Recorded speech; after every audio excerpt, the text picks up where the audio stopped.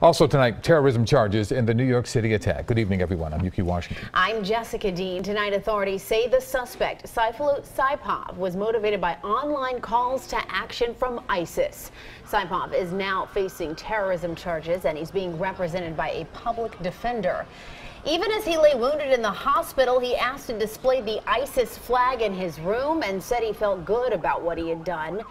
Yesterday's attack killed 8 people. More than a dozen were injured, including 4 critically. Eyewitness News reporter David Spunt has more on what we're learning about the suspect's plan. Authorities say this suspect wanted to kill as many people as possible. He had bigger plans. Tonight, Saipov is facing federal terrorism charges. And just a few hours ago, the FBI put out a bulletin looking for a potential accomplice.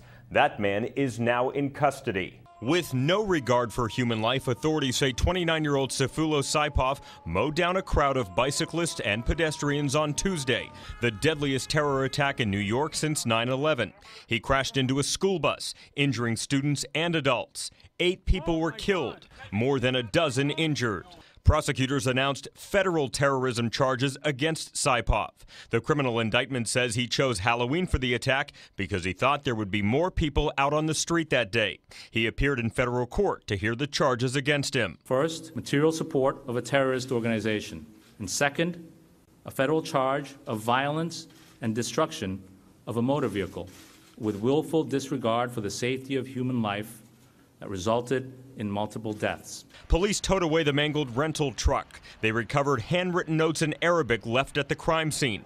Authorities say the 29-year-old bragged about his plan and praised ISIS. Saipov came to the United States from Uzbekistan in 2010, but authorities believe he was radicalized by ISIS online. He appears to have followed almost exactly to a T the instructions that ISIS has put out in its social media channels. Earlier this evening, the FBI put out a bulletin looking for Muhammad Zohir Kadyrov, a possible accomplice also from Uzbekistan.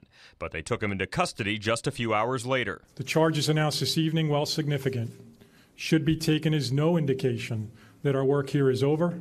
We've also learned Saipov was an Uber driver who passed a background check with the company. Authorities say he planned the attack for 2 months and rented a truck 9 days before the attack. He could be put to death.